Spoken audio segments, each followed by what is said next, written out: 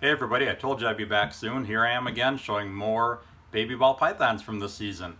So I'm just going to get right into it. I'm really going to try to keep this video down. My videos, I tend to run kind of long on a lot of these videos, and I really want to try to get them down. Just show snakes, let you guys see what you came here to see, and then move on to the next video. So I'm going to show you this clutch. This is from a black pastel lavender albino bred to a lavender albino. That is a lavender albino, and that's another lavender albino. These babies hatched out pretty good sized. I'd say they're probably 75 grams, maybe even slightly more than that. They're a little bit bigger than typical. Okay, and here is a black pastel lavender albino. And here is another. And another. And another.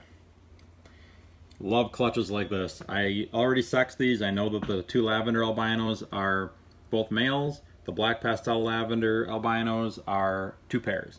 So to me, I can't produce enough of these. I mean, they look awesome. They look great as adults too. They really look awesome when they're babies, but this is definitely one morph that looks good as an adult as well. I believe I showed one on my lavender albino video from earlier this year. So anyway, yeah, these are really, really cool.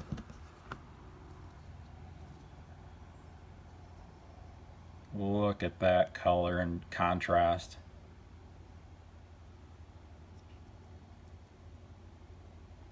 Okay. Get these guys put back in here. I'm going to be setting these up later today. These just hatched and shed, so they'll be getting set up individually pretty shortly. Okay, then the other things that I want to show you, here is a microscale pastel. And here's another microscale pastel. You can see all the patches of missing scales on their heads. This was from breeding a microscale male to a killer blast female, or a killer spinner female, some people call them. So I hatched out a bunch of other stuff in the clutch too, but I figured you guys have probably seen enough pastels and bumblebees and things like that, so I figured I'd just show the microscales. I'm actually only days away from hatching my first scaleless snakes, if the odds are good with the clutch anyway. So hopefully I'll be showing those, and I may even have showed that before you even see this video, because I'm kind of filming them a little bit out of order a little bit here. Okay, this next clutch is from a GHI Pied bred to a GHI Het Pied. So, and these I showed in an egg cutting video not too long ago. Here's a GHI Pied. From what I've seen, the GHI Pieds, all the ones that I've produced, at least almost all the ones that I've produced, and there hasn't been many, but they all tend to be fairly low white. So it really brings a lot of the pattern back into them, which is kind of interesting because that allows you to play with the pattern more and actually be able to see the results of that a little bit more. Some genes mixed with Pied really reduce the pattern, like Spider and Pied. You'll get a spider head and a solid white body. Lesser Pieds, I believe, are all solid white. But maybe if you mix the GHI Pied back into those, you can bring out more pattern. Time will tell with that. Okay, and then I hatched out a few GHI Het Pieds as well.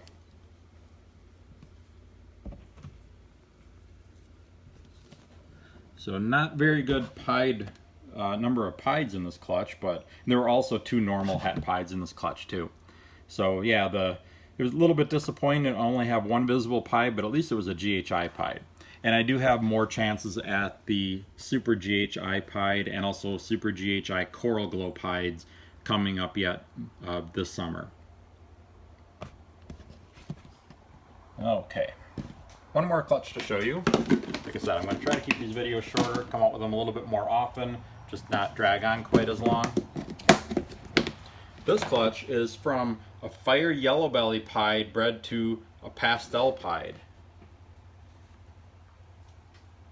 There's some really, really unique looking pieds in here. A lot of very bold contrast, lots of black. That's one normal pied.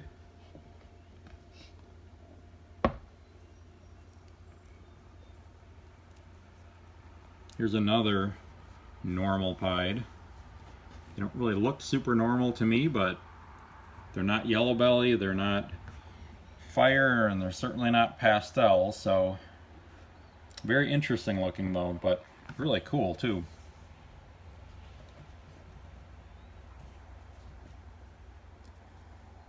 Here is an awesome looking yellow belly pied. The yellow belly tends to really pixelate along the borders between the color and the white. That's usually how you can tell, and also the general orange color that they hatch out with, although a lot of pieds have orange on them. This one's a little bit easier example to see. See the way the pattern's real jaggedy instead of being more smooth with a darker border, the way a regular pied looks. So this one is also a yellow belly pied.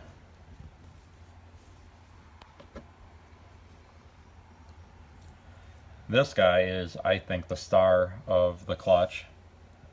Almost looks like what I'd expect a pastel super stripe pied to look like. Stay tuned for that, by the way. Maybe a year or two from now. Probably next year should be able to produce those. So just look at that stripe. So I'm almost certain that that's a yellow belly pied, and the only thing that could give a color like that is pastel. And then here's another one. I believe that that's a firefly pied. Boy, these guys are squirmy today. This one genetically I think is superior to all the others, but I actually like the way this one looks the most. It's going to be really hard to not keep that one. It's a male. Like I said, I believe it's a pastel yellow belly pied. I'm not sure if I need to hold any of those back, but we'll see. So that is a whole pile of squirmy pieds. Alright, that's all I have to show for you today. I'll be back again with some more videos. I got a lot of egg cutting videos I gotta do. We've just got so much cool stuff coming out right now, so I hope you guys enjoy it. Make sure to visit my website, royalconstrictordesigns.com, to see what I have available, and I'm gonna go round up these snakes before they hop right off the table.